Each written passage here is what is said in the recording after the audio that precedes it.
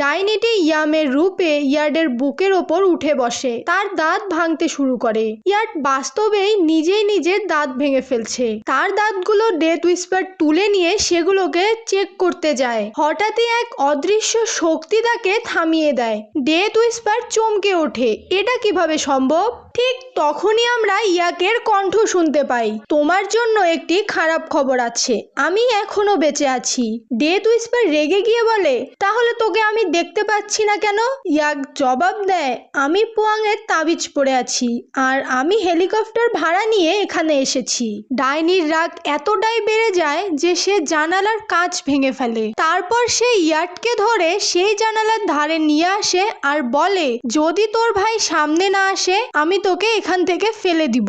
ইয়াক বাধ্য হয়ে তাবিজটা খুলে ফেলে। ডাইনিটি ইয়ার্ডকে ছেড়ে দিয়ে মুহূর্তেই অদৃশ্য হয়ে যায়। ইয়াক ছুটে গিয়ে তার বোনকে ধরে ফেলে। তখনই ডেথ হুইসপার আবারও ফিরে আসে পোয়াংয়ের তাবিজটি ধ্বংস করতে, কিন্তু ঠিক তখনই প্যাপেন তাকে বিভ্রান্ত করে ফেলে। ডাইনিটি প্যাপেনের ওপর ঝাঁপিয়ে পড়ে, তাকে শেষ করতে চাইলে পেছন থেকে ইয়াক এসে আক্রমণ করে, কিন্তু ডাইনিটি হঠাৎ করে ইয়াকের পেটে হাত ঢুকিয়ে দেয়, তাকে গুরুতরভাবে আঘাত করে ফেলে। ডাইনিটি খিলখিল করে হাসে, কিন্তু ইয়াক যন্ত্রণায় কষ্ট না পেয়ে উল্টো ডাইনির মুখের দিকে তাকিয়ে হেসে ওঠে। ডাইনিটি বিভ্রান্ত হয়ে যায়। ঠিক তখনই কারো একটি হাত তার মুখ চেপে ধরে, আর তার ভেতরের জীব সেই আত্মাটিকে টেনে বের করে। সে আর কেউ নয়, সে হচ্ছে ইয়ার্ড। সে এখন পোয়াংয়ের তাবিজ পড়ে আছে, যার ফলে ডাইনিটি তাকে দেখতে পায়নি। এই সুযোগেই ইয়াক সেই জীবটিকে কেটে ফেলে। প্যাপেন সেই জীবটাকে লোহার বিশেষ ডাগর দিয়ে সম্পূর্ণ ধ্বংস করে দেয়। ডাইনিটির শক্তি আস্তে আস্তে